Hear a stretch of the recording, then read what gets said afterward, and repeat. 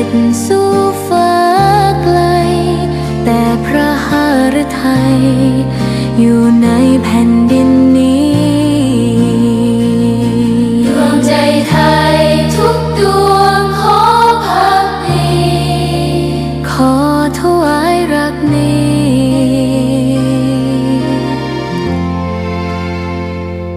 นิรันดร์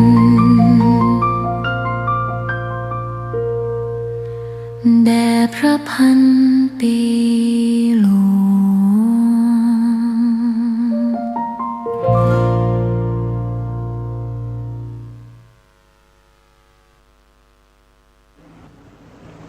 นะโมตัสสะภะคะวะโตอะระหะโตสัมมาสัมพุทธัสสะนะโมตัสสะภะคะวะโตอะระหะโตสัมมาสัมพุทธัสสะนะโมตัสสะภะคะวะโตอะระหะโตสัมมาสัมพุทธัสสะยะถาทันเดนะโคปาโรเอวังชราจะมัจจุจาติณโอกาสวันนี้จะได้แสดงธรรมีกถาโปรดเอามือลงนั่งขัดสมาธิเห็นตัวญาติโยมผู้ใจบุญทั้งหลายบัดนี้เราได้มาพร้อมเพรียงกันอยู่ที่นี่เพื่อนั่งสมาธิโปรดตั้งใจนั่งขัดสมาธิขัดสมาธิเพชรขาขวาทับขาซ้ายมือขวาทับมือซ้ายหรือนั่งพับเพียบก็ได้ตามอัธยาศัยหรือนั่งโต๊ะนั่งเก้าอี้ก็ไม่ขัดข้องตามสมควรแก่สถานที่และโอกาสและตัวของเราเองเพราะฉะนั้นโปรดตั้งใจให้ชั่วโมงต่อไปนี้เป็นชั่วโมงที่มีประโยชน์มากที่สุดสำหรับชีวิตเราอันชีวิตของเรานี้เหมือนกันกับนายโคบาลเลี้ยงวัวเลี้ยงควายพระพุทธเจ้าเทศว่าอย่างนั้นยถาทันเดนะโคปาโล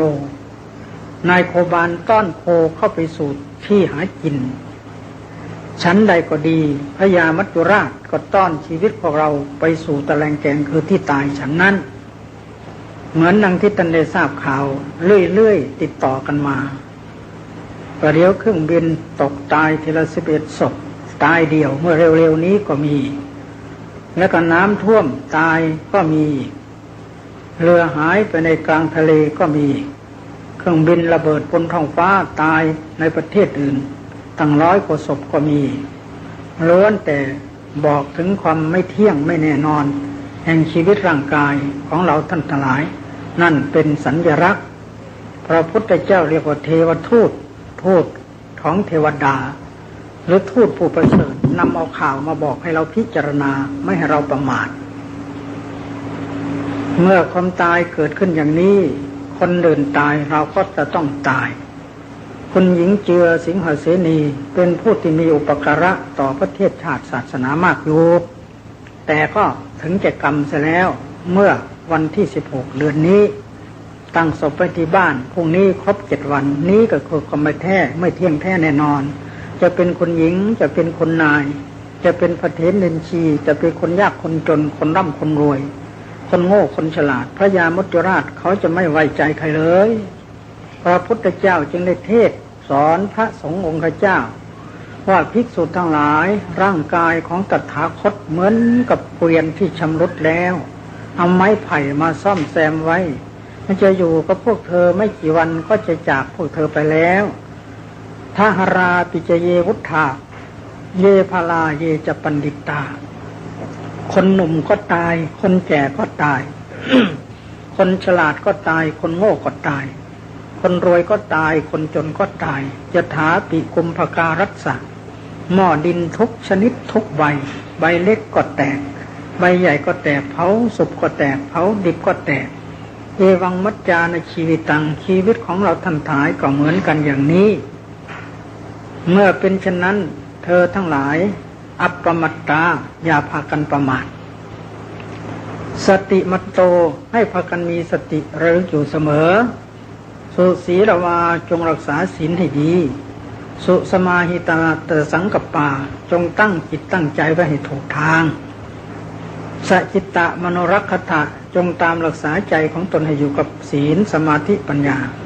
อัปปมัตโตวิหริสติเมื่อผู้ใดเป็นอยู่อย่างนี้ผู้นั้นชื่อว่าเป็นผู้ไม่ประมาทคนไม่ประมาทถึงตายแล้วก็เหมือนคนไม่ตายคนประมาทถึงมีชีวิตอยู่ก็เหมือนคนตายแล้วดังนั้นเราท่านทั้งหลายชื่อว่าเป็นผู้ไม่ประมาทในขณะนี้เพราะเรามีสติกำหนดอยู่ความไม่ประมาทก็คือมีสติความมีสตินั้นแบ่งเป็นขั้นสติขั้นต้นขั้นกลางและขั้นสูงสติขั้นต้นท่านทั้งหลายนึกได้ว่าวันนี้เป็นวันพระถึงยุ่งยากท่านก็สละเวลามีค่ามาสู่วัดวาอารามเพื่อให้ทานรักษาศีลไหว้พระฟังเทศน์สวดมนต์เจริญกรรมฐานท่านก็ได้ทำตามหน้าที่ของท่านจึงได้นามว่าอุบาสกและอุบาสิกาอุบาสกและอุบาสิกาแปลว่าผู้เข้าใกล้พระพุทธพระธรรมพระสงฆ์อุบาสกอุบาสิกาแปลว่าผู้เข้าถึงศีลสมาธิปัญญาอุบาสกอุบาสิกาแปลว่าผู้อุปถัมภ์บำรุงพระรัตนตรัยด้วยปัจจัยสี่ท่านทั้งหลายก็ได้ช่วยทำหน้าที่ของท่านอย่างสมชื่อที่ว่าอุบาสกและอุบาสิกาแล้วชื่อว่าเราได้สร้างบุญกุศลสร้างผลกำไรแห่งชีวิตให้ตัวของเราใน 2424 นี้เฉพาะพรรษานี้เราได้กำไรแห่งชีวิตแล้วในสาระคือแก่นของคนที่พระพุทธเจ้าตรัสไว้แล้วศรัทธาสาระแก่นคือศรัทธาของเราก็มีศีลสาระแก่นคือศีลของเราก็มีปัญญาสาระแก่นคือปัญญาของเราก็มีสุตตะสาระแก่นคือการสดับตรับฟังธรรมะของเราก็มีจาคะสาระแก่นคือการเสียสละบริจาคของเราก็มีปัญญาสาระแก่นคือปัญญาก็มีดังนั้นจึงชื่อว่าเราเป็นผู้ไม่ประมาทในขั้นต้นความไม่ประมาทในขั้นกลางก็คือเจริญสมาธิเราก็ได้เจริญมาแล้วความไม่ประมาทในขั้นสูงเจริญวิปัสสนาขณะนี้ท่านก็ได้เจริญอยู่พระพุทธเจ้าหมายเอาการเจริญวิปัสสนาเป็นความไม่ประมาทขั้นสูงเช่นในวรณัสสติสูตรมีพระสงฆ์หลายร้อยไปกราบทูลพระพุทธเจ้าว่าพระพุทธเจ้าข้าวันหนึ่งข้าพระองค์นึกถึงความตายหนหนึ่งชื่อว่าประมาทไหมพระพุทธเจ้าค่ะพระองค์ตรัสว่าพวกเธอยังประมาทอยู่นี่ก็แสดงให้เห็นว่ายังไม่ใช่ความไม่ประมาทที่แท้ที่ต้องการพระอีกพวกหนึ่งกราบทูลว่าข้าพระองค์นึกถึงความตายวันละ2 ครั้งประมาทไหมพระพุทธเจ้าค่ะพวกเธอประมาทอยู่อีกพวกหนึ่งนึกถึงทุกชั่วโมงพระองค์ก็ยังตรัสว่าพวกเธอประมาทอยู่อีกพวกหนึ่งนึกถึงจัตตารโอปัญจอาโรเปฉันจังหัน4 คำ 5 คำนึกถึงความตายครั้งหนึ่งพระองค์ก็ยังว่าพวกเธอประมาทอยู่อีกพวกหนึ่งหายใจเข้าหายใจออก5-6 หนจึงนึกถึงความตายครั้งหนึ่งพระองค์ก็ยังว่าตรัสว่าพวกเธอประมาทอยู่นี่ก็ชี้เห็นแล้วว่าความไม่ประมาทโดยละเอียดนี่ละเอียดเข้าไปจริงๆส่วนอีก2 พวกกราบทูลว่าข้าพระองค์หายใจเข้าไปครั้งหนึ่งก็นึกถึงความตายเพราะถ้าเข้าไม่ออกก็ตายหายใจออกครั้งหนึ่งก็นึกถึงความตายเพราะออกแล้วลมไม่เข้าก็ตายอีกพระองค์สรรเสริญว่าพวกเธอไม่ประมาทอีกพวกหนึ่งเคี้ยวอาหารครั้งหนึ่งก็กำหนดเคี้ยวน้อพระองค์ก็ตรัสว่าพวกนี้เป็นผู้ไม่ประมาทนี่เราจะเห็นได้ว่าความไม่ประมาทนี้เมื่อแบ่งเราเป็นขั้นก็จะได้3ไม่ประมาทขั้นต้นก็ได้แก่เราท่านทั้งหลายพากันรู้สึกสำนึกอยู่จะข้ามถนนจะไปไหนมาไหนก็ระมัดระวังไม่ให้รถทับไม่ให้ของหายไม่ให้ไฟไหม้เหล่านี้ก็ชื่อว่าไม่ประมาทขั้นต้นสูงขึ้นก็ไม่ประมาทด้วยการจะไหว้พระสวดมนต์เจริญสมถกรรมฐานสูงขึ้นก็เจริญวิปัสสนาดังที่ปฏิบัติอยู่นี้อันนี้ถูกต้องตามทำนองครองธรรมแท้ดังนั้นชีวิตของเราในภายในพรรษานี้ซึ่งเหลืออีก22 วันก็จะออกพรรษาแล้วเผลอแป๊บเดียวก็จะออกแล้ววันพระหน้าก็เป็นวันแรม15 ค่ำวันพระต่อไปก็8 ค่ำวันพระต่อไปก็15 ค่ำออกพรรษาเหลือ3 วันพระเท่านั้น3 เดือนคือไตรมาสรู้สึกว่าเวลาน้อยเหลือเกินสำหรับผู้ที่ขยันสำหรับผู้ที่ตั้งอกตั้งใจประพฤติปฏิบัติจริงๆก็รู้สึกว่า3 เดือนนี่น้อยแต่ถ้าคนขี้เกียจก็อาจจะว่ามากเมื่อไรจะออกพรรษาเมื่อไรออกพรรษาก็เป็นได้อันนั้นขึ้นคู่กับด้วยกุศลศรัทธาและบุญของแต่ละท่านและฉันทะของแต่ละบุคคลไม่เหมือนกัน ถ้าผู้ที่มีสติปัญญาซึ่งในธรรมมาแล้วจะรู้สึกว่าวันคืนนี่มันน้อยเหลือเกินเหมือนกับนางเทพธิดาเคยเอาไปเล่าบนสวรรค์นางปฏิปูชิกาตายจากสวรรค์กำลังเก็บดอกไม้อยู่โน้นประดับมาราภรีเทพบุตรผู้เป็นสามี500อยู่ข้างบนต้นไม้500อยู่ข้างล่างข้างบนก็ร้องเพลงเก็บดอกไม้ปล่อยลงมาข้างล่างให้พวกอยู่ข้างล่างเก็บแล้วก็ประดับมาราภรีเทพบุตรแต่แป๊บเดียวนางหนึ่งอยู่บนต้นไม้จุติคือตายเทวดาตายเทวดาจุตินี่ไม่มีร่างเหม็นเหมือนมนุษย์เพราะละเอียดกายละเอียดหายวับไปแป๊บเดียวทางโน้นก็ไม่เห็นกัน แล้วลงมาเกิดมนุษย์มีลูกมีผัวได้ลูก4 คนนางระลึกชาติได้หมดว่าตายมาจากไหนจากไหนตายปุ๊บเกิดปั๊บโดยมากระลึกได้ก็อยากจะไปเกิดในสำนักของผัวเพราะเมืองมนุษย์มันทุกข์ลำบากอยู่โน้นเขาแสนสบายแต่บุญหมดก็มาสร้างบุญต่อทำบุญทำทานด้วยบางครั้งไม่มีเงินก็เลี้ยงพระเหมือนอย่างที่คณะ5นี่แหละช่วยจัดที่อยู่ที่ฉันน้ำใช้น้ำฉันให้พระนางก็ปรารถนาเอาบุญอันนี้แหละขอให้ดิฉันได้ไปเกิดในสำนักของสามีบนสวรรค์โน้นพระก็ให้สินให้พรนางก็รับพรแต่พอบุญครบนางก็ตอนเช้าเลี้ยงพระพอตอนเย็นวันนั้นดูตายแล้วพอตายแล้วรุ่งเช้าคุณพระเขามาฉันที่บ้านนั้นไม่มีใครจัดที่ฉันเพราะนางเคยจัดทุกวันวันนั้นไม่ได้ปูที่น้ำก็ไม่ได้ตั้งพระก็ถามว่าวันนี้ทำไมนางนั่นไปไหน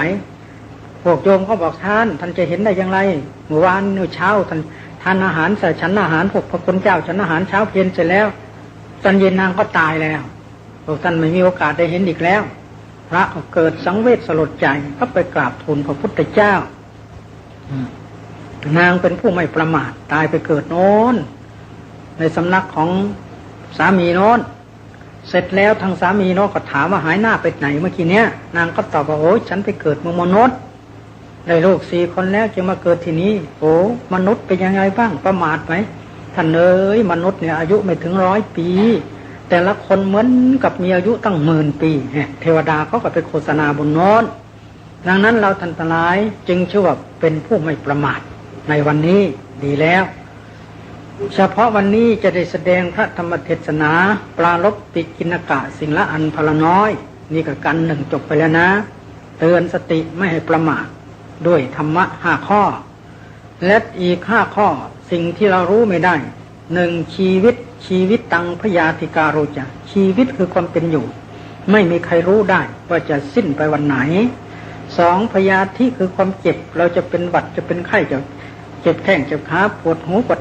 ตามอะไรไม่มีใครรู้ได้ข้อที่3การเวลาที่จะตายเหมือนคนอนุวัตขับเครื่องบินโลดโผนให้คนดูแสดงแสนยานุภาพปกป้องประเทศชาติด้วยความกล้าหาญแต่พักเดียวพญามัจจุราชก็เอาเสียแล้วเสร็จไปเสียแล้วพ่อแม่ก็ร้องห่มร้องไห้พ่อก็ดูมาวัดพระธาตุเป็นมหาด้วยถ้าก็อย่างนั้นเจ้าคุณชุมนเล่าให้ฟังมาหาเจ้าคุณนิมนต์ตั้งแต่เช้าวันนี้ร้องห่มร้องไห้ต้องปลอบกันใหญ่นั่นคือความทุกข์ของพ่อความทุกข์ของแม่พลัดพรากจากของรักของชอบใจอกเขาเราเหมือนกันเมื่อยังมีกิเลสตัณหาอยู่ความทุกข์มันก็เกิดขึ้นเป็นธรรมดาปีเจโตชายจตีโสโกความโศกเศร้าเสียใจมันเกิดจากของรักปีเจโตชาตตีพยังพวกภัยเวรต่างๆก็เกิดจากของรักท่านลองนึกดูทองคำเป็นของดีแต่ประโจรมันกระชากไปไม่ให้เขายิงเราตายเนี่ยภัยเหล่านี้มันก็ของน่ากลัวจนตายมันก็เกิดจากสิ่งที่รักนะปิยโตวิปมุตตัสสะนัตถิโสโกกุโตพยังถ้าเราพ้นจากความรักเสียแล้วความโศกก็มีภัยเวรก็ไม่มาอันนี้มันเป็นหลักธรรมดาของคนที่มีอยู่ในโลกเมื่อเราทราบชัดอย่างนี้แล้วเราจะแก้ไขอย่างไรหนอความทุกข์ความโศกมันจริงจะไม่ท่วมท้นหัวใจเราได้เราก็ต่อน้ำยอกน้ำบ่งก็ต้องหัดพิจารณาทุกวันพระพุทธเจ้าตรัสไว้เลยว่าข้าหัตเถนวาปพิจีนวาชีหินวาขาเทนวาปุริเสนวาอิติยวาหญิงก็ดีผู้ชายก็ดีพระสงฆ์องค์เจ้าญาติโยมทุกคนควรพิจารณาเนืองๆทุกวันว่าทุกคนก็มีความแก่มีความเจ็บมีความเกิดแก่เจ็บตายเป็นธรรมดาจะต้องพลัดพรากจากของรักของชอบใจทั้งสิ้นมีกรรมเป็นของตัวเราทำดีได้ดีทำชั่วได้ชั่วพระองค์ให้พิจารณาทุกวัน ถ้าพิจารณาทุกวันแล้วเวลาเกิดขึ้นมาแล้วมันยั้งอยู่สติห้ามทันเพราะเราพิจารณามาแล้วเช่นพระพุทธเจ้าของเราเป็นพระโพธิสัตว์พาลูกพาเมียเจริญทุกวันอวัตสังบยามฤตพังเราจะต้องตายแน่มรณะประโยชน์นังเพราะว่าชีวิตของเรามีความตายเป็นที่สุดชีวิตตังอนิยตังชีวิตไม่เที่ยงมะรังนิยตังความตายเป็นของเที่ยงพาลูกพาเมียเจริญทุกวันมีลูกมีเมียมีลูกชายคนหนึ่งลูกสาวคนหนึ่งลูกสะใภ้คนหนึ่งคนใช้คนหนึ่ง6 คนเจริญทุกวันมันเวลาลูกตายนี่เฉยจะไม่มีคนร้องไห้มีแต่ปรงสังเวชกรรมฐานว่าอนิจจาวัฏสังขาราสังขารธรรมะเที่ยงเนาะมีเกิดก็ไม่แก่มีเจ็บมีตายเป็นธรรมดาพิจารณาธรรมังพินนังของที่มันแตกเป็นมันก็แตกแล้วของที่มันดับเป็นมันก็ดับไปแล้วไม่แสดงความโศกเศร้าเสียใจเพราะเห็นตามข้อเท็จจริงยถาอิทังตถาอิตังร่างของลูกฉันใดของพ่อของแม่ก็ฉันนั้นของพ่อของแม่ฉันใดของลูกก็ฉันนั้นมันจะต้องเป็นเหมือนพิมพ์เดียวกันอย่างนี้ปลงตกซะแล้วมันก็ไม่เศร้าโศกเสียใจพระพุทธเจ้าจึงเทศว่านะหิรุนังวาจะร้องให้ก่อนตามโสกวาจะเศร้าโศกเสียใจก็ตามยาปัญญาปริเทวนาจะบนเพ้อละเมอฝันไปอย่างไรก็ตามเอวังติดถันติยาจะโยญาติที่ตายลูกหลานที่ตายพ่อแม่ที่ตายอยู่อย่างไรก็อยู่กันนั้นช่วยอะไรไม่ได้เลยสักนิดเดียวหนึ่งก็เมื่อเป็นเช่นนั้นแต่ทำอย่างไรหนออายัญจะโขทักขินาทินาสังคัมหิสุปฏิตัตถาทักขินาทานเราตั้งไว้แล้วในประสงค์นี้แหละต้องทำบุญทำกุศลไปให้ไม่ใช่ทำอย่างอื่นเมื่อเราระลึกถึงเลยโสญาติธรรมโมญาติธรรมแสดงออกโดยการทำบุญทำกุศลอุลานาบูชาก็ทำการบูชาอันโอฬารก็คือบูชาโดยอามิสทานธรรมทานตุมเหหิภิกขุตุมเหหิปทินนางพวกท่านทั้งหลายได้เติมตามเพิ่มซึ่งกำลังแก่ภิกษุสงฆ์ทั้งหลายท่านทั้งหลายก็จะเป็นคนได้บุญพระพุทธเจ้าตรัสไปอย่างนั้นโสญาติธรรมโมจะอังนิทัพสิโตเปตนะบูชาจะทำการบูชาแก่ผู้ที่ตายไปแล้วกัตตาอุลานา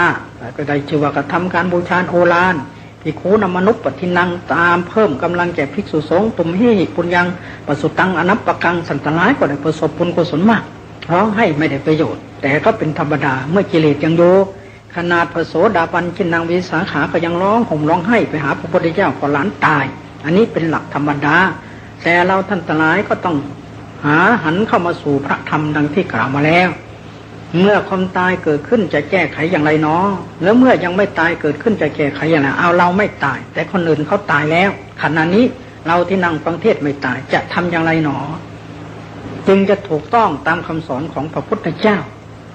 พระพุทธเจ้าท่านให้เอาหนามยอกหนามบกคือให้นึกถึงความตายของเขาแล้วมาเปรียบเทียบกับของเราเปรียบเทียบอย่างไรเปรียบเทียบอย่างนี้เมื่อนึกถึงความตายของคนซึ่งเราไม่เห็นแต่เราได้ยินข่าวเขาตกเครื่องบินตายหรือเขาตกน้ำตายหรือเกิดระเบิดตายในประเทศต่างๆทั่วโลกเมื่อเขาประกาศข่าวมาเราก็ปรงธรรมสังเวชว่าโอ้อนิจจาสังขาราบ่เที่ยงตรงเนาะทุกคนเกิดมาก็ต้องตายอย่างนี้เสร็จแล้วก็รีบไหว้พระสวดมนต์นั่งกรรมฐานให้ได้ทุกวันอย่ารออยู่อย่านึกว่ายังไม่แก่ไม่เฒ่าให้ทำทุกวันนี่เขาเรียกว่าบุรุษอาชาไนเรียกว่ารู้ไว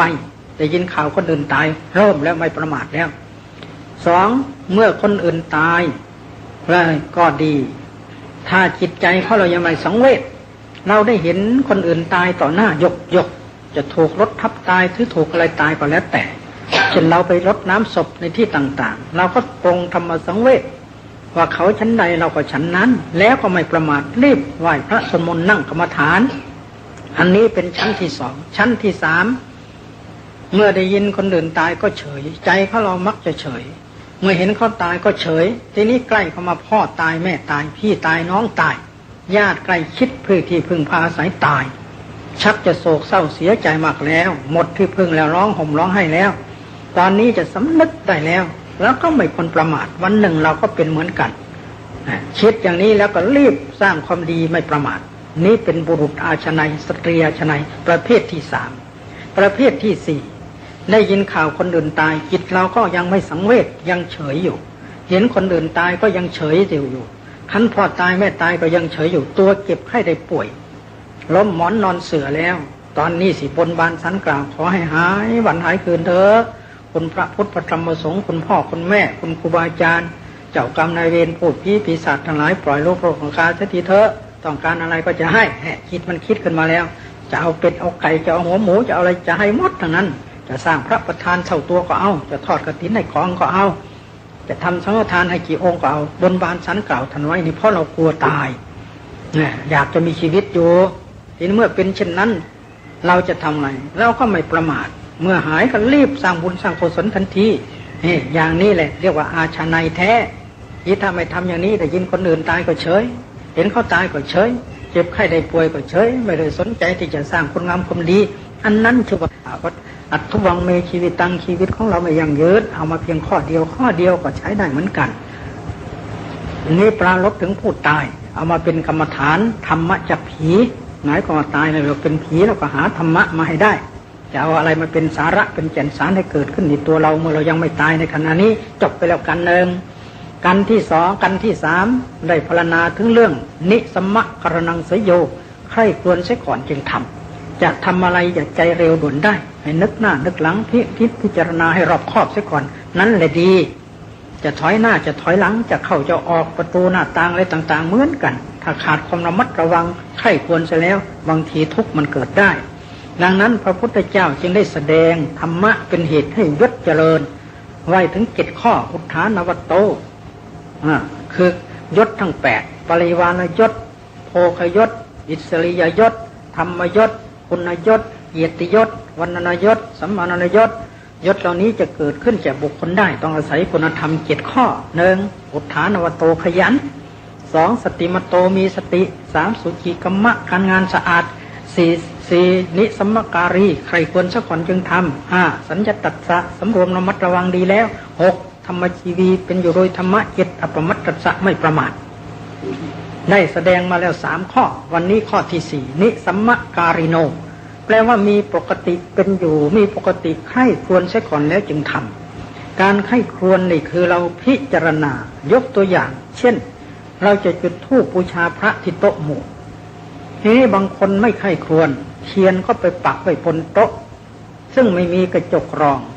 ไม่ได้นึกว่าเราเผลอเราหนีมันจะไหม้โต๊ะอันนี้เขาเรียกขาดความใคร่ครวญมันก็เกิดโทษแก่ผู้นั้นได้เหมือนไปไม้บ้านไม้เรือนมีบ่อยโดยการจุดธูปบูชาพระในวันตรุษจีนหรือตรุษศาสตร์จะปรากฏมันมีไฟไหม้โดยเจ้าของเผลอเลอดังที่กล่าวมานี้นี่ก็ขาดความใคร่ครวญนอกจากนี้คนที่จะทำการทำงานอะไรอย่างอื่นเหมือนกันคิดเอาแต่ได้ไม่นึกผลเสียมีคนหนึ่งไปกู้เงินธนาคารมาหลายล้านจะมาจัดสรรที่ดินแต่ความไม่ชำนาญเลยเป็นหนี้เป็นสินจัดก็ไม่ได้ไม่มีใครซื้อขาดทุนปนไปหมดเดือดร้อนเป็นโรคประสาท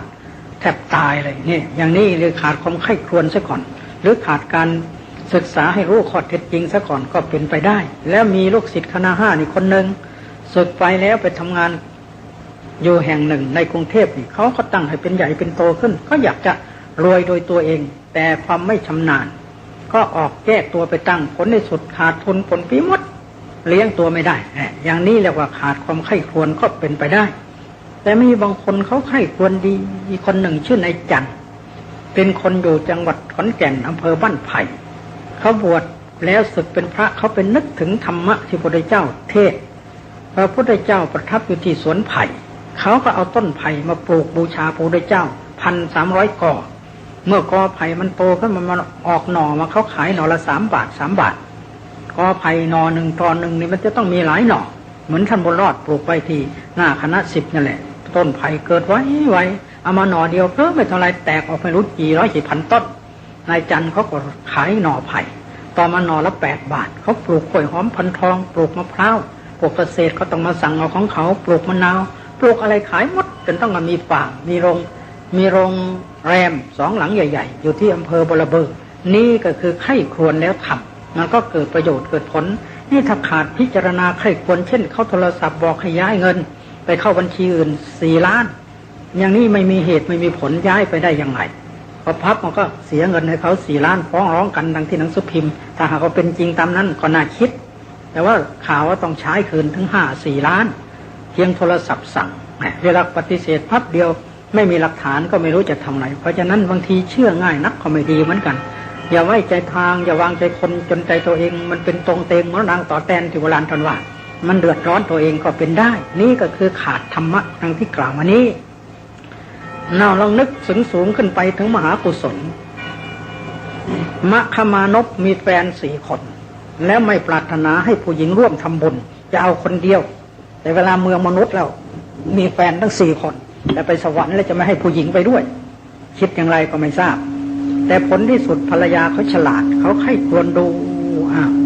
หาอุบายให้นายช่างเขาทำช่อฟ้าบริกาไว้เสร็จแล้วติดต่อนายช่างจะไปหาที่อื่นต้องบอกไม่มีทั้งนั้นผลที่สุดหาซื้อที่ไหนไม่ได้ก็ต้องเอาของนางก็ต้องเขียนชื่อไว้สุธรรมสัพธรรมสภาก็มีชื่อป้ายของนางติดตลอดก็ได้ร่วมส่วนบุญแล้วส่วนแม่สุจิตตาสุนันทาก็คิดว่าแฟนคนหนึ่งเขาได้ธรรมสภาเราก็ต้องหาให้ได้เขาก็ต่อวางแผนคิดสร้างสระน้ำคนหนึ่งก็สร้างสวนดอกไม้คนมาอาบน้ำสบายก็ต้องได้ดูดอกไม้ชมดอกไม้เขาก็สร้างด้วยกันหมดตายก็ได้ไปเกิดด้วยกันกับสามีบนสวรรค์ชั้นดาวดึงโน้นส่วนแฟนอีกคนที่4ชื่อแม่สุชาดามัวแต่แต่งตัวทาคิ้วทาปากทาเล็บเรื่อยไม่ได้สนใจเลยผัวฉันทำฉันก็คงได้ไม่ทำคนที่สุดตายไปเกิดเป็นนกกระยางพระอินทร์ก็หาว่าแฟนคนที่4ไปไหนไปเป็นนกกระยางอยู่โน้นก็ลงมาทำทีเป็นมาสอนมาบอกอยากจะดูไหมด้วยฤทธิ์ของพระอินทร์แป๊บเอาขึ้นไปดูสวรรค์ไปดูเห็นแต่ของสวยๆเพื่อนก็มาเยอะเย้ยแม่คนสวยสบปากยาวๆขาแดงๆเขาก็มาเยอะเย้ยอายก็ขอให้เอาลงมาส่งเสร็จพระอินทร์ก็สอนว่าถ้าอยากไปเกิดให้รักษาศีล 5นะปลาตายจึงกินปลาเป็นกินไม่ได้ก็รักษาเคร่งครัดต่อมาพระอินทร์ก็แปลงเพศเป็นปลาตายพอคาบพอกระดิกพับปล่อยทันทีต่อมาก็หาอาหารไม่ค่อยได้ก็ตายก็ได้ไปเกิดแต่ได้ไปเกิดเป็นโน้นสุดท้ายได้ไปเกิดเป็นลูกอสูรนั่นแหละหยุดสวรรค์ชั้นจาตูมโน้นพระอินทร์ก็ต้องแปลงเป็นนั่นมาเป็นอสูรมาเอาพวงมาลัยมาคล้องเอาไปเป็นแฟนอยู่ในสวรรค์ชั้นดาวดึงส์นี้แสดงถึงเรื่องใคร่ครวญและไม่ใคร่ครวญเป็นตัวอย่างในการสร้างบุญกุศลแม้นักปฏิบัติธรรมสูงส่งขึ้นไปดนหลับก็เหมือนกันเราปฏิบัติธรรมะเนี่ยเราจะเอาบทไหนเราต้องใคร่ครวญดูให้ดีซะก่อนเราจะเจริญสมถะหรือเจริญวิปัสสนาดีนี่บางคนก็ไม่ได้ใคร่ครวญเขาว่าอะไรก็ทำตามเขาทำเอาเองพุทโธบ้างแล้วก็สัมพุทโธบ้างสัมมาอรหังบ้างนามะพะทะบ้างฝรั่งTMเข้ามาสอนเมตตาบ้างก็เอาไปเรื่อยไปอันนี้ขาดความใคร่ครวญเมื่อไม่ได้ความใคร่ครวญไม่ละเอียดละออมันอาจจะเกิดโทษแก่ผู้ปฏิบัติก็ได้นั่นประการหนึ่งแล้วอาจจะไม่ได้ผลสูงก็ได้นั่นเป็นประการที่2ประการที่3เราก็ไม่รู้ข้อเท็จจริงของพระพุทธศาสนาเช่นเจ้าคณะจังหวัดสมุทรสงครามอดีตเดี๋ยวนี้ตายแล้วมรณภาพแล้วเป็นถึงเจ้าคณะจังหวัดท่านก็อยากเจริญกรรมฐานก็เจตนาดีแต่เพราะไม่มีครูบาอาจารย์ไม่ได้ใครควรดูเสียก่อนก็นึกว่าตัวเป็นเจ้าคณะจังหวัดก็ไปทำก็เลยเสียสติอันนี้ตายแล้วศพยังอยู่ที่ศาลาวัดเพชรสมุทรนั่นแหละอย่างนี้ก็แสดงให้เห็นขาดความใคร่ครวญอีกข้อหนึ่งในส่วนสูงสำหรับการปฏิบัติธรรมะและยังมีผู้หญิงคนหนึ่งเป็นแพทย์มาจากต่างประเทศเพื่อนชวนไปทำน้ำมาพะทะไปทำเขาก็เสียสติต้องมาแก้ที่คณะ5นี้จึงหายโดยมหาเมืองคำแก้ให้นี้ก็ขาดความใคร่ครวญเหมือนกันในส่วนปฏิบัติธรรมะดังนั้นพระพุทธเจ้าจึงสอนว่านิสัมมการีให้ใคร่ครวญเสียก่อนจึงทำดีกว่าคำว่านิสัมมะแปลว่าใคร่ครวญนี้โดยองค์ธรรมก็ได้แก่ปัญญามีลักษณะที่จะใคร่ครวญอยู่3-4ประการ1สาธกะสัมปชัญญะเราใคร่ครวญดูเสียก่อนจะไปทางไหนจะทำอะไรจะเกิดประโยชน์ไหมถ้าเกิดโทษอย่าทำ2สัปปายะสัมมยะใคร่ครวญดูสิ่งที่จะสบายแก่ตัวของเราเสียก่อนแต่ไม่สบายโดยโลภะโทสะหรือโดยกิเลสสบายโดยถูกหลักธรรมะทางพุทธศาสนาเช่นอย่างท่านมาอยู่ที่นี้เสนาสนะสัปปายะที่อยู่มันสบายก็เป็นเหตุให้การปฏิบัติได้ผลอาหารสัปปายะอาหารถูกกับธาตุอาหารทานไปแล้วท้องเสียอย่างนั้นก็ไม่ได้ก็เป็นห่วงเป็นกังวลแล้วอาหารที่ย่อยยากทำให้ท้องอืดอย่างนี้ก็ไม่ดีอันนี้ก็ต้องพิจารณาอีกในเรื่องอาหารในเรื่องที่อยู่ตลอดคนที่อยู่ใกล้ชิดใครชอบพูดเราชอบปฏิบัติแต่คนหนึ่งชอบพูดชอบคุยอย่างนี้ก็เป็นบุคละ บุคคลไม่เป็นที่สบายต้องคนที่ถูกคอกันสบายรู้ใจกันนะก็ต้องหลีกต้องเว้นต้องหาเหมือนกันเรียกว่าบุคคลเป็นสบายตลอดจนธรรมะที่จะประพฤติปฏิบัติก็ให้ถูกกับอัธยาศัยมันจึงจะได้ผลอิริยาบถที่ยืนที่เดินที่นั่งที่นอนก็เหมือนกันมันต้องเลือกอย่างนี้เรียกว่าเราใครควรดูให้รู้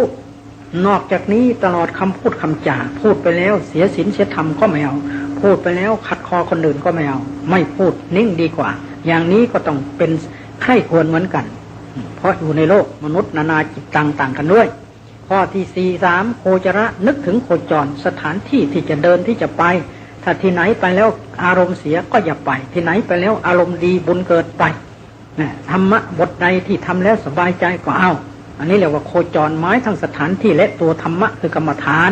ข้อสุดท้ายอสัมปชัญญะหมายความไม่หลงพร้อมเช่นอย่างขณะนี้ได้ยินเสียงที่หูกำหนดที่หูยินน้อยินน้อยินน้อยินน้อยินน้ออยู่ที่หูนี่เรียกว่าอสัมปชัญญะคือไม่ให้หลงคนหลงก็คือขาดสตินี่เรามีสติอยู่กำหนดรูปและนามอยู่อันนี้เรียกว่าสัมมะนิสัมมะใคร่ควรโดยชอบ4ประการทีนี้คำใคร่ควรนี้โดยองค์ธรรมก็คือปัญญาเจตสิกปัญญาเจตสิกปัญญานี่เป็นเจตสิกแต่งใจคนให้ฉลาดมีลักษณะ7ประการ1สัมมาทัศนลักขณามีความเห็นถูกเป็นลักษณะเห็นอย่างไรเห็นว่าทุกคนมีกรรมเป็นของตัวทำดีได้ดีทำชั่วได้ชั่วละชั่วทำดีเห็นว่าการเจริญสมถะเป็นของดีก็เจริญเห็นว่าการเจริญวิปัสสนาเป็นของดีก็เจริญเห็นว่าการเจริญวิปัสสนาถึงมรรคผลนิพพานดีก็เจริญจนถึงมรรคเจริญจนถึงผลเจริญจนได้ปัจเจเวคขณญาณ19อย่างนี้เรียกว่าเห็นถูกแท้ในศาสนาเป็นลักษณะของปัญญาข้อที่1ข้อที่2ธรรมะสภาวะปฏิเวทลักษณะลักษณะของปัญญาคือรู้แจ้งแทงตลอดสภาวธรรม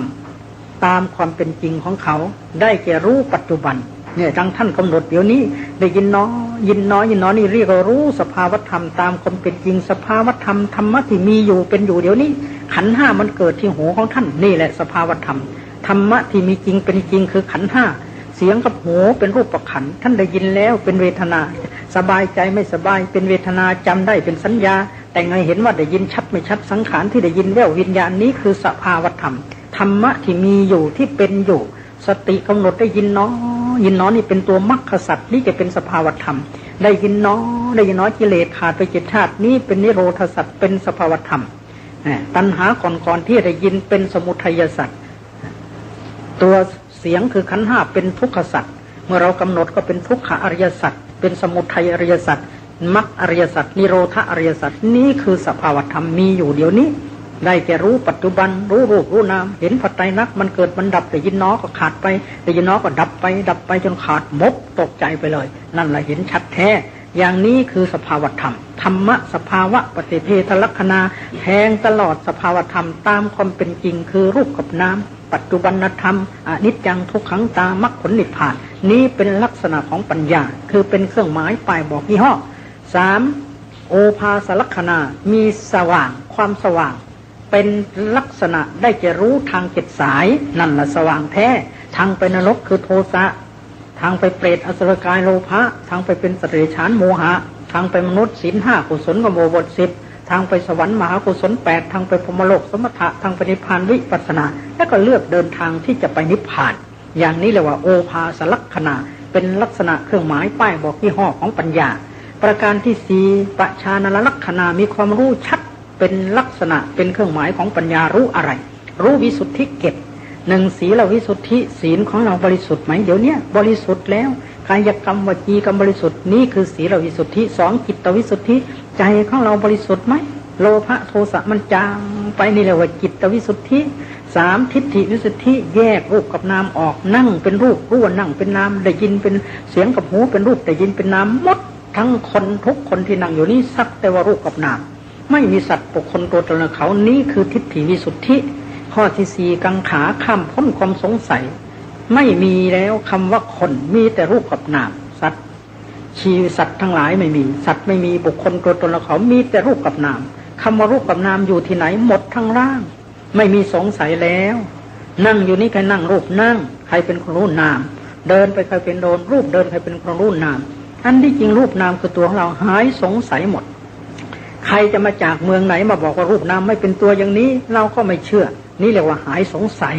เหมือนกับหนวดเต่าเขากระต่ายเขาไปประเทศอเมริกามาโอ้ยเต่าอเมริกามันมีหนวดกระต่ายมีเขาเราไม่เชื่อเพราะเมืองไทยไม่มีอย่างนี้แหละว่าหายสงสัยแล้วเป็นวิสุทธิข้อที่สี่ข้อที่ห้ามัคคามัคคะญาณทัศนวิสุทธิรู้หนทางถูกและผิดเช่นนั่งกรรมฐานไปเห็นแสงสว่างนี่อุปกิเลสผิดแล้วกำหนดเห็นหนอให้หายโยมคนหนึ่งมาวันนี้จากระยองนั่งแล้วมันสั่นมันเหมือนตัวลอยนั่นเขาเรียกโอกันตาติกาปีติเมื่อเกิดขึ้นกำหนดสั่นหนอสั่นหนอสั่นหนอหายช้ากำหนดรู้หนอรู้หายไวอยากให้หายเร็วบอกหยุดอย่าไปหนอเขาหยุดเขาจะหยุดทันทีเลยอย่างนี้เรียกว่าเป็นมัคคามัคคะคือตอนนั้นทางผิดอุปกิเลสเกิดแล้วเราต้องทราบอันนี้ทางผิดต้องแก้บางคนนั่งไปเห็นธาตุจิตแจ้จุลมณีนั่นเป็นสมถะเราจะเปลี่ยนต้องกำหนดเห็นหนอให้หายเห็นเป็นพระพุทธเจ้ามาต้องกำหนดเห็นหนอให้หายเห็นเป็นพระอรหันต์ต้องกำหนดเห็นหนอให้หนอให้หายหายช้าที่สมาธิอ่อนหายไวสมาธิดีขึ้นนั่งต่อไปได้นี่คือญาณเตทีวิสุทธิข้อที่ห้าวิสุทธิข้อที่หกเห็นรูปนามเกิดดับได้แก่ญาณที่สี่ถึงญาณที่12วิสุทธิที่เจ็ดได้แก่ญาณที่14มรรคญาณอย่างนี้เรียกว่าปชานนะลักขณะมีลักษณะรู้ชัดแจ่มแจ้งในวิสุทธิเจ็ดนี้คือเครื่องหมายของปัญญาเป็นข้อที่ห้าเป็นข้อที่สี่ที่นี้ข้อที่ห้ายถาสภาวะปฏิเวทลักษณะมีการรู้สภาวธรรมตามลำดับเป็นลักษณะได้แก่รู้วิปัสสนาญาณ16ญาณที่หนึ่งแยกรูปกับนามญาณที่สองรู้เหตุและผลเป็นต้นข้อที่6อัคคลิตะปฏิเวทลักษณะลักษณะของปัญญามีการรู้แก่งแทงตลอดยังไม่ผิดพลาดคือรู้อริยสัจสี่ทุกข์สมุทัยนิโรธมรรคข้อที่7เฉทนะลักษณะปัญญามีลักษณะตัดขาดตัดกิเลส1,500ตัณหา108นั่นคือลักษณะของปัญญากิเลส1,500ก็หนึ่งจิตทั้งหมดรวมเป็นหนึ่ง2เจตสิก52ดวงจิตทั้งหมดเป็นหนึ่งเจตสิก52เป็น53มาบวกกับ1นะเสร็จแล้วนิพพานรูป18ในตัวของเรานี้ลักขณะรูป4ในตัวของเรานี้บวกกันเข้าเป็น75เอาสังกิเลส10ไปคูณโลภะโทสะโมหะตัณหามานะทิฏฐิ10ตัวไปคูณเป็น750ในสันดานของเราในสันดานภายนอกเกิดจากภายนอกต่อกันเข้าเป็น 1,500 นี้เรียกกิเลส1,500ตัณหา108ตัณหาเกิดทางตาหูจมูกลิ้นกายใจเป็น6ไปต่อรูปเสียงกลิ่นรสโผฏฐัพพะข้างนอกไปอีก6เป็น12ใน12นี้เป็นกามตัณหาที่เป็นอดีตเกิดได้12กามตัณหาอนาคตเกิดได้12กามตัณหาปัจจุบันเกิดได้12 3เป็น36ภาวะตัณหาในภพที่เป็นอดีต12ที่เป็นปัจจุบัน12อนาคต12 3เป็น36วิภวตัณหาในอดีต12ปัจจุบัน12อนาคต12 3เป็น36 3เป็น108นี่เขาเรียกกิเลส1,500ตัณหา108ปัญญาเฉทนาลักษณะมีหน้าที่มีเครื่องหมายป้ายบอกยี่ห้อคือตัดกิเลส1,500ตัณหา108นี่คือลักษณะของปัญญาปัญญามีลักษณะอย่างไรมีลักษณะรู้ถูกและก็มีลักษณะแทงตลอดธรรมะตามความเป็นจริงมีลักษณะสว่างไสวมีลักษณะทราบชัดมีลักษณะแทงตลอดโดยสภาวธรรมได้แก่ญาณ16ตามลำดับมีลักษณะแทงไม่พลาดแทงตลอดไม่ผิดไม่พลาดคือเข้าใจทะลุปลุกโปร่งวิปัญญามีลักษณะตัดกิเลส1,500ตัณหา108รวมเป็น7ประการนี้เป็นลักษณะเป็นเครื่องหมายป้ายบอกยี่ห้อของคำว่าปัญญาทีนี้มีอย่างนี้แล้วมีอะไรเป็นหน้าที่อวิชชันทการะยิทังสนลาสาปัญญาเขามีหน้าที่กำจัดความหลงความมืดมนตการคืออวิชชาและโมหะถ้าปัญญาเกิดเขาตัดมดความหลงขาดไปแล้วแล้วมีอะไรเป็นผลปรากฏอสัมโมหะมีความไม่หลงถ้าคนมีปัญญาแล้วเขาไม่หลงแล้วรู้ถูกรู้ต้องหมดแล้วมีอะไรเป็นเหตุใกล้ชิดสมาธิที่เรานั่งภาวนายินน้อนี่เป็นเหตุใกล้ชิดที่จะเห็นรูปนามเกิดดับกำหนดได้ยินน้อแล้วมันขาดหดลงไปนั่นแหละสมาธิมันใกล้ที่สุดที่จะให้เห็นอนิจจังทุกขังอนัตตาจึงได้กล่าวว่าสมาธิปัฏฐานาปัญญามีสมาธิเป็นบาทใกล้ชิดที่สุดที่จะให้เกิดขึ้นจบลงไปแล้วเป็นลักษณะของปัญญาตัวอย่าง ของคนมีปัญญายกมาพอเป็นหัวข้อพระนางเขมาเป็นภรรยาเป็นอัครมเหสีของพระเจ้าพิมพิสารพระเจ้าพิมพิสารเนี่ยเป็นโยมอุปถากของพระพุทธเจ้าเป็นพระโสดาบันปกครองแผ่นดินเป็นพระเจ้าแผ่นดินแต่ก็มีกรรมเวรที่ใส่รองเท้าไปเหยียบในสถานที่พระสงฆ์ท่านอยู่ก็เลยถูกลูกชายเอาไปจับขังเอามีดโกนเฉือนเท้าพ่อลูกก็บาปทำร้ายพ่อก็กรรมเวรเก่าตามมาสนองแฟนของท่านนี่เป็นคนรูปสวยผิวพรรณงามชื่อพนางชื่อเขมาแล้วก็ติดใจอยู่ในรูปใครติรูปไม่ได้ใครเทศถึงเรื่องรูปไม่เป็นอนิจจังทุกขังตาไม่สวยงามไม่ฟังเทศพระพุทธเจ้าเทศก็หนักไปในเรื่องอย่างนี้นางจะไม่ไปฟังเทศพระเจ้าพิมพิสารท่านฉลาดแฟนของเราเนาะเราเป็นพระเจ้าแผ่นดินปกครองคนทั้งเมืองแล้วเอาแฟนเขาวัดไม่ได้เนี่ยมันไม่สมควรก็หาอุบายทำอย่างไรแฟนนี่ชอบอะไรชอบฟังเพลงก็ให้นักแต่งเพลงที่เขาเก่งๆเรียกว่ากวีร้อยกลองถึงเรื่องพระเชตวันพรรณนาหรือพระวิรวันเสียเพลงแสงสยดย้อยโหยมันสวยงามเหลือเกินพระอุทยานของท่านนี่พวกท่านร้องเพลงขับหมายเอาที่ไหนเนี่ยก็แต่พระราชยานของพระองค์นั้นของพระองค์นั่นแหละคิดอยากจะไปเลยวันนั้นก็ต้องไปให้ได้ก็พอไปแล้วพระพุทธเจ้าท่านฉลาดนิรมิตเป็นลูกผู้หญิงสวยอายุ15จก16ย้อนพัดถือพัดใบตาลพัดพระพุทธเจ้าคนอื่นไม่เห็นเฉพาะนางคนเดียวด้วยอำนาจอภิญญาของพระพุทธเจ้านางก็จ้องดูผู้หญิงตลอดไปเลยโอ้ยนางนี่เป็นสวยอย่างนี้เนาะใครทำไมมาว่าพระพุทธเจ้าเทศติแต่เรื่องรูปเรื่องนั่นมาเป็นของไม่สวยไม่งามเป็นของไม่ดีเนาะทำไมหญิงสวยๆมาพัดพระองค์ได้ไม่ได้สนใจฟังเทศจ้องดูแต่ผู้หญิงคนนั้นแหละก็นั่งดูไปประเดี๋ยวพระพุทธเจ้าก็เนรมิตให้เป็นผู้หญิงอายุ20 ปี25 ปีไปแล้วผู้หญิงมีลูกน้อยไปแล้วมีเป็นคนแก่เข้าเอาหัวงอกไปแล้วฟันหลุดไปแล้วล้มเป็นลมพุบลงไปเลยโอ้รูปนามน้องไม่มีสาระแก่นสารเลยประเดี๋ยวสวยแต่แท้ยังมาเป็นอย่างนี้พระพุทธเจ้าเทศดูก่อนพนางเขมาเธอนึกว่ามีสาระแก่นสารหรือในร่างกายของคนเป็นอย่างนี้แหละของเราก็เหมือนกันอาตุรังอสุจิงปูติงปัสสะเชเมสมุทยังดูก่อนพนางเขมาเธอจึงดูร่างกายนี้อันอาดูลอาตุรังอันอาดูลอสุจิงอันเป็นของไม่สะอาดอาตุรังอสุจิงปูติงเป็นของเปื่อยเน่าอาตุรังอสุจิงจริงปัสสะเขเมสมุทยังขอนางเขมาจงดูเถิดทารานังอุคลันตังปักขลันตังมันไหลเข้ามาแล้วออกอยู่ทั้งวันทั้งคืนอย่างนี้แหละทารานังอภิปฏิตังคนโง่เขาชอบนะแต่คนฉลาดเขาไม่เอาแล้วนางฟังไปพิจารณากรรมฐานไปพับสำเร็จเป็นพระโสดาบันพอพุทธเจ้าก็ตรวจดูต่อไปอีกสิว่าจะแก้แต่สำเร็จโดยเป็นมรรคผลนี่เป็นพระอรหันต์ได้ไหมเนาะยังไม่สามารถพระองค์ก็ช่วยต่อไปอีกนางเขมาสัตว์ทั้งหลายเยิ้มอยู่ในอำนาจราคะโทสะโมหะถูกกิเลสความโลภความโกรธความหลงให้หลงแล้วก็พันวนอยู่ในวัฏสงสารเหมือนกับแมลงมุมนะเยราคะนัตตานุปตันติโสตังสยังกตังมกตโกวชาลังแมลงมุมเขาทำใยไว้แล้วเขานอนอยู่กลางใหญ่พอแมลงวันมาติดปั๊บเขาจะวิ่งจู้ไปดูดเลือดดูดกินเป็นอาหารแล้วกลับมานอนอยู่ที่เดิมสัตว์ทั้งหลายก็ติดอยู่ในภพในชาติเหมือนกันอย่างนี้พระนางเขมาถ้าผู้ใดตัดความกังวลตัดกิเลสตัณหาเลยนี่ได้แล้วสัพพทุกขาจะพ้นจากทุกข์ทั้งปวงนางก็กำหนดตามมนตารสำเร็จเป็นพระสกิทานะคะอรหันต์เทศจบเป็นพระอรหันต์เลยเมื่อเป็นพระอรหันต์แล้วพระพุทธเจ้าก็ตรัสถามพระเจ้าแผ่นดินผู้เป็นพระ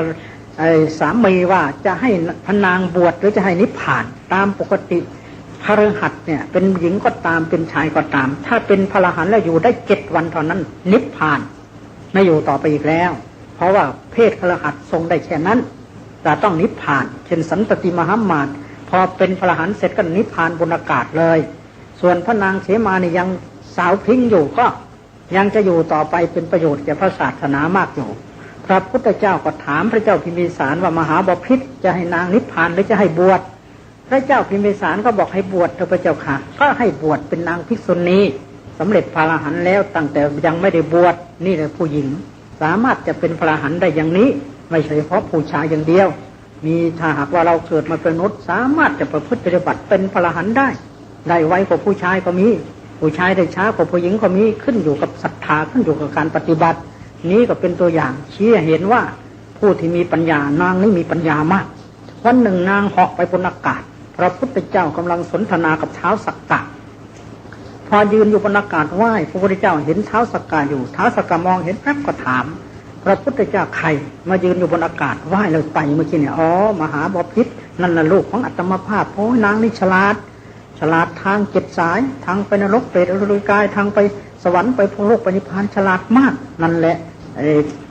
ลูกของอัตมภาพพระพุทธเจ้าเรียกว่าลูกนี่แหละท่านสาธุชนผู้ใจบุญทั้งหลายปัญญาของมนุษย์เราสามารถที่จะ